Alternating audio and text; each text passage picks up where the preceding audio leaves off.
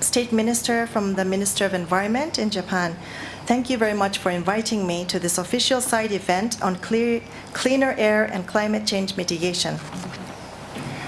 日本では1950年代から60年代に人口の増加と高度経済成長に伴う大気の汚染が大きな問題になっておりました。このため1968年に制定された大気汚染防止法等により工場や自動車の排出ガス規制や車種規制などさまざまな対策に取り組んできたところでございます。こうした取り組みにより日本の大気汚染は大幅に改善いたしました。二酸化窒素をはじめ多くの大気汚染物質は現在環境基準をほぼ 100% 達成しております。In the 1950s and the 1960s, air pollution was a major problem in Japan due to population growth and rapid economic growth. In response to this, various measures were taken, such as emission controls for factories and automobiles and vehicle type controls based on the Air Pollution Control Law enacted in 1968. The situation of air pollution has improved significantly due to these efforts. We have achieved almost 100% compliance with environmental standards for nitrogen dioxide and many other air pollutants. 現在は気候変動にも影響のある高化学オキシダントの対策にも取り組んでおります。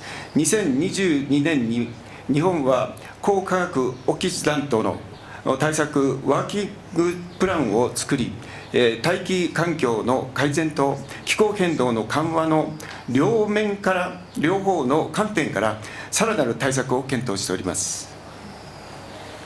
Currently, we are also working on measures to combat photochemical oxidants which have an impact on climate change. In 2022, Japan created a working plan for photochemical oxidant control. And further measures are being considered from the perspective of both improving air quality and mitigating climate change. 日本はこうした大気汚染に関する経験を世界に広げていきます。そして大気汚染への対策をさらに進めるためには気候変動への対策と統合的アプローチが重要でございます。そのため日本はシナジーの促進のための決議案を提出いたしました。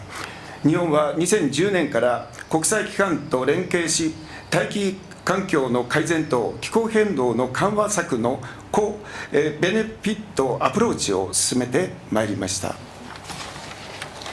Japan will share this experience on how we tackled air pollution to the rest of the world.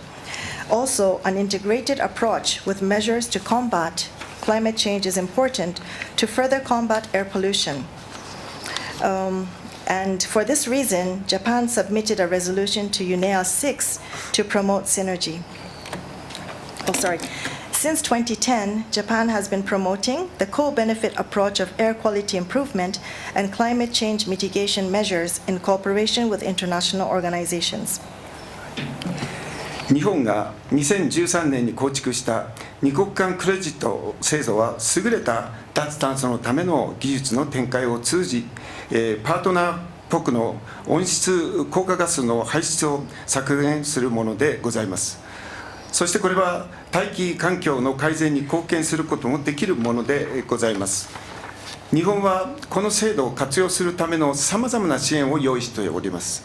こうした資金等も活用し、パートナー国の温室効果ガスの排出削減と大気環境の改善に協力していきたいと考えております。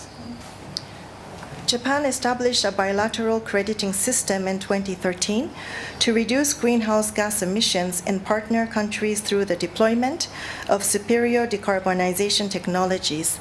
This will also contribute to the improvement of the atmospheric environment. Japan provides a variety of support to take advantage of this system, and we would like to cooperate with our partners in reducing greenhouse gas emissions and improving the atmospheric environment by making use of such support, including funding. また先月 IPCC の総会で短寿命気候強制力飲酒に関する方法論報告書を2027年までに作成することが決定されました。IPCC も科学的な見地から、短寿命気候強制力飲酒の、排出の削減についての CCAC の取り組みを重要性を指摘しております。人々の健康を守り、我々の地球の将来に引き続いていくためには CCAC の活動が極めて大切であると確信しているところでございます。Last month, the IPCC General Assembly decided to prepare a methodology report on short-lived climate forcer by 2027. The IPCC has also pointed out the importance of CCAC's efforts to reduce emissions of short-lived climate forcer from a scientific perspective. I am convinced that CCAC's activities are extremely important to protect people's health and to ensure the future of our planet. 日本は近日中にこれまで同様の CCAC に125万ドルの拠出を行います。CCAC と連携し、よりきれいな空気と気候変動の緩和のための行動に協力してまいりたいと考えております。将来に美しい地球を残していくためにも、共に行動していこうではありませんか。ありがとうございました。Japan will soon contribute $1.25 million to CCAC, as it has done in the past, and will work with CCAC to take action for cleaner air and climate change mitigation. Let's work together to leave a beautiful planet for the future. Thank you very much.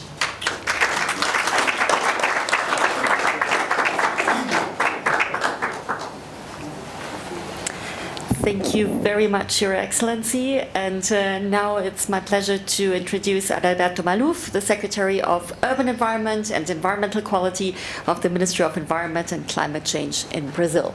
Adalberto, please.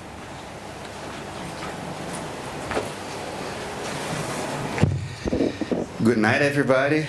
It's a pleasure to be here. I'm very honored for this opportunity of talking about the importance of air quality, improving public health. In Brazil, Brazilian cities that were more polluted saw during COVID double, 3 times more deaths than cities that had a better clean air. So we know and we measure the impacts of pollution on our daily lives. We've seen that, and we know that in order to get to where we want and tackle both climate and air pollution, we need bold commitments and bold action as soon as possible. Brazil has been co-sponsored the resolution. We're also sending a lot of good energy so that it moves somehow.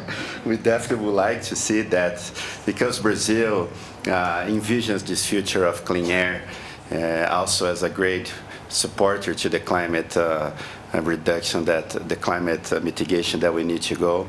And especially in Brazil and other Latin American countries, we see a lot of great opportunities, on urban transportation, on agriculture, on waste, so methane, black carbon, almost everything. And it not only goes for the solution we want, but it also creates jobs, reduce costs on public health. In Brazil, we have 50,000 deaths every year just associated with MP, with particulate matters. And that's why this became one of the top priorities. Minister Marina Silva made us, every single secretary, Martina, to have a list of our priorities, and we signed this agreement. And the priority number 1 for my secretary this year will be deliver our national air quality strategy. We are updating our standards based on World Health Organization, putting stronger timelines.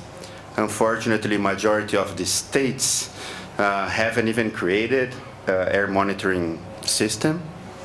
So they didn't even do their inventories. Of course, they don't even have a plan to reduce pollution because they're not even measuring. It's funny that we approved a national plan for reducing pollution back in 1989. I was 7 years old at that time.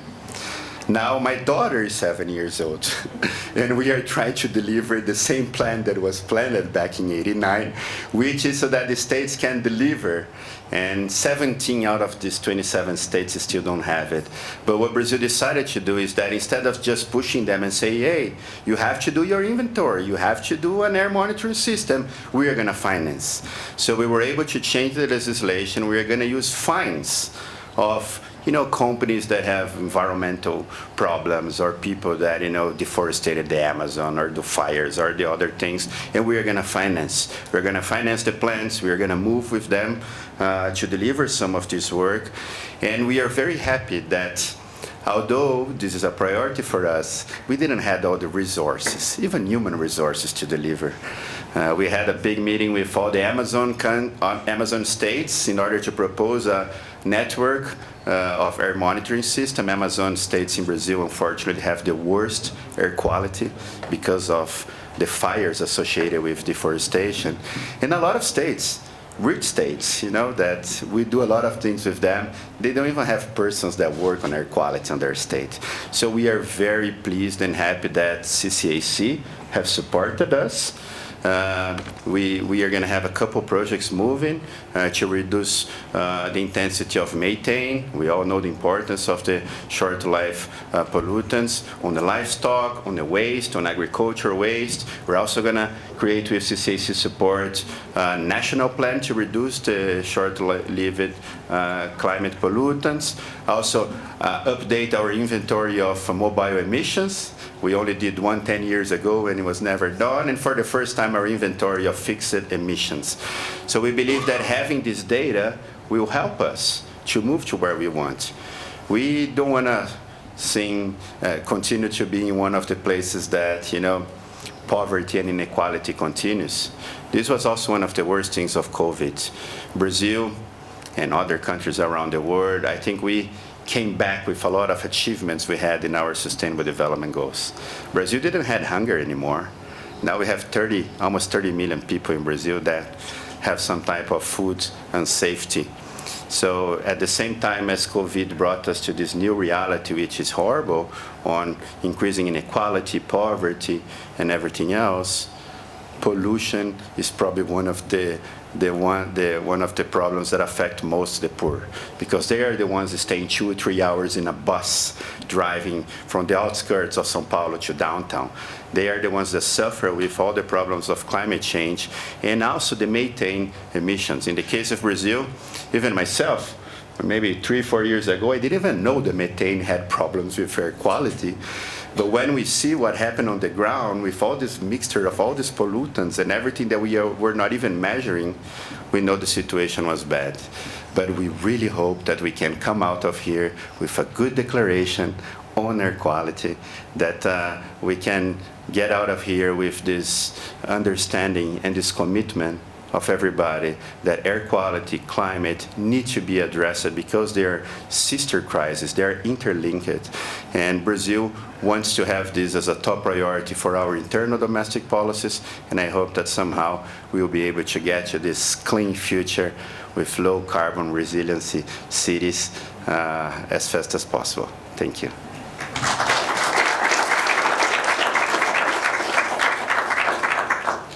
Thank you so much, and I think you get the flavor of what it is. This partnership as well, very, very strong, long-term committed partners, both coming to the table with their own ideas, their experiences, very open sharing of experiences, the innovative ideas as well.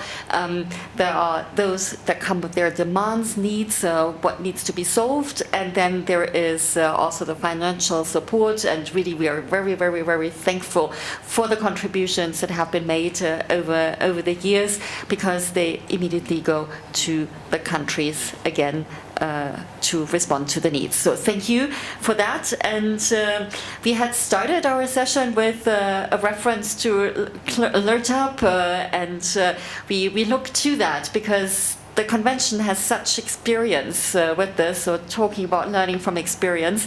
It's hosted within the UNECE, the Economic Commission for Europe, and well, obviously we talk about regional cooperation, how important the cooperation with the commissions are. We heard about the experience in UN ESCAP, so the sister to that, and we're very happy that we have Tatiana Molcian, the Executive Secretary of UNECE, with us to talk about the perspective of the Economic Commissions. Please. Thank you so much. Well, first, it's really nice and pleasant to be here and discuss about this important topic. We've heard everyone saying how challenging it is, how important for our health it is to have a clean air. And I think it's really one that is central to tackling the triple planetary crisis that we are all addressing. Now, Ingrid has left, but she called on us to send good vibes, you know, for promoting the resolution. And in this spirit of, you know, sending the good vibes for having the resolution on the importance of regional cooperation to improve air quality, I would like to share on UNECE experience from our region, exactly how regional cooperation has contributed to changing the situation on the ground. And when I'm saying UNECE, for those who might not know, it's not, we're called the Economic Commission for Europe, but that's very misleading because we're also covering North America, we're also covering, well, Europe, but also its Caucasus, Central Asian countries are also covered by the region that I'm representing. And you know, we have addressed this challenge for the last 45 years. So we've been doing this already for 45 years, and we have very concrete results. With 51 parties, 51 out of 56 members that we have, so 51 parties, the Convention on Long-Range Transboundary Air Pollution is really unique in that it provides an internationally, legally binding agreement setting emission reduction targets for a number of pollutants. And I was just really listening to the colleagues from Brazil were mentioning that it would be good to set, you know, targets. So we have been doing this for over 4 decades already. And in addition, the scientific policy interface has created a common scientific understanding. And we've been talking earlier today, I think we had a large discussion in one of the events exactly about the role of the scientific and policymakers, what is important. So, and I brought this example of this convention as one of the most representative when it comes to the work and how we support, I mean, how scientific community supports trust in policy makers. So to give you a few examples, to this days of, I mean, we managed by applying this convention, and we have proven data to reduce by 40% for particulate matter and by 80% to reduce sulfur since 1990, I mean, in our region, in EC region. And we also have confirmed data that says that 600,000 lives have been saved annually in Europe. I think it's an amazing data. So I can say that, you know, people from the region, from North America and from Europe, from Central Asia, for 45 years they breathe cleaner air. So, but as many have pointed out, this is not an aspect that knows what border means. So this is why it's important to do it at regional but also at global level. It's also, we have seen based on the data provided by in particular by the scientists, that we cannot rely on something that we have done 40 years ago, so we need to update. We need to really reflect the new tendencies, and this is why we have started to work on a revised protocol to abate acidification, eutrophication and ground level ozone, the so-called Gothenburg Protocol that we are working with. And this is also very important. So you cannot do it once and that's it. It's important to continue this work. And it's a regional effort, and for us it's very important that we also have established under this convention the Forum for International Cooperation on Air Pollution, which is a platform really for learning for other commissions and from this experience from technical expertise that is involved in this work. I think already the experience of many regions has been reflected about ASCAP and the regional action program on air pollution that they are doing in Asia, and is really important, and we've been working with them. Also from Latin America, I know there is a lot of work on the Intergovernmental Network on Atmospheric Pollution for Latin America and Caribbean, and also in the African region we have heard also many examples on the work. But also I like our colleagues from the region, they have a very interesting project that I particularly like, for example, to implement. It's a pilot project to promote clean cooking in rural Ethiopia to reduce the exposure of women and girls to indoor particulate pollution. I think this is also this kind of project that they seem small is the ones that have a bigger impact. And also from our colleagues from another regional commission, ASQUAS, from the Western Asia, as we call, it's a lot of work when reducing, by working on reducing emissions, but promoting circular economy, renewable energy efficiency. So you see, in all of these regions, we have a lot of positive results. I think it's the time to make use of these results and put them to good action. And one final comment on my side. And I would like to invite everyone to reflect on this. More than 40 years ago, when the work on this convention was started, in the 70s and in the 80s, maybe it wasn't as obvious that member states, the UNECE member states, the diplomatic relations were not at their best. They're not good now either, but it was quite a tension period. Still, even with this very tensioned period, the countries really managed to overcome, because it's a real challenge, it's a real threat, and the convention proves the fact that it was adopted, that when we have common interest and when we have the will to make a change, we can do that. So I would encourage to take good inspiration from this experience. If our ancestors, or I don't know, it's not yet ancestors, but how do I say, predecessor, that's the right word. Well, the predecessor had the goodwill to deliver. I think we have an obligation as well to do so. Thank you.